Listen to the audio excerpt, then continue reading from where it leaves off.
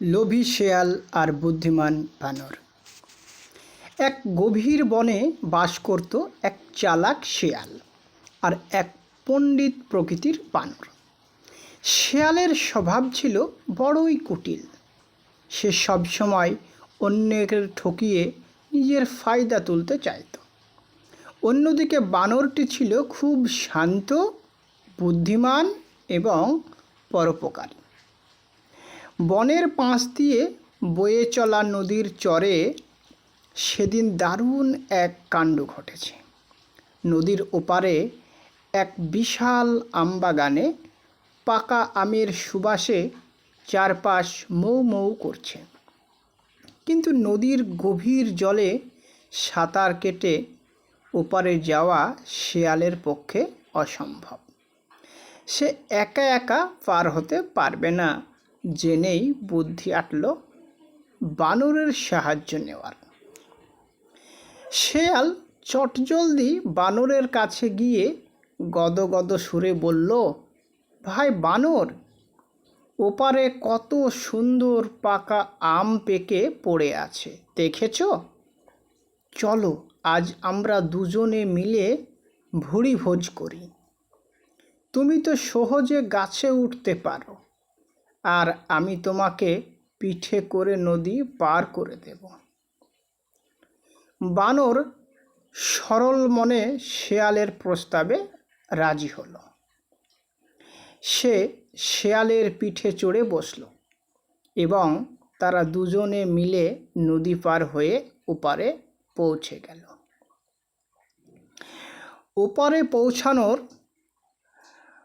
পর বানর সোজা একটা বড় গাছে উঠে পাকা আম পেড়ে নিচে ফেলতে লাগলো। শেয়াল তো মহা খুশিতে গোগ্রাসে আম গিলতে শুরু করলো। কিছুক্ষণের মধ্যেই শেয়ালের পেট ফুরে গেল, কিন্তু লোভী শেয়ালের মন ভরল না।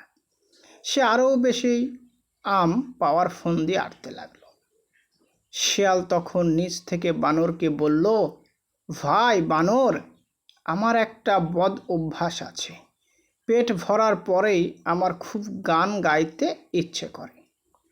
আমি এখন একটা দারুণ গান গাইব।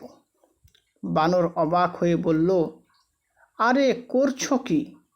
তুমি গান গাইলে তো বনের সব বাঘ, ভাল্লুক বা শিকারি টের পেয়ে যাবে। তাছাড়া আমরা তো এখনো নদীর এপারেই আছি। কিন্তু শেয়াল কে কার কথা শোনে? সে বানরের বারণ না শুনেই উচ্চস্বরে হুক্কা হুয়া শব্দে ডেকে উঠল। তার সেই কর্কশ চিৎ শব্দে নদীর ওপারের কয়েকজন গ্রামবাসী ও শিকারী সজাগ হয়ে গেল। তারা লাঠি নিয়ে তেড়ে এলো আমবাগানের দিকে।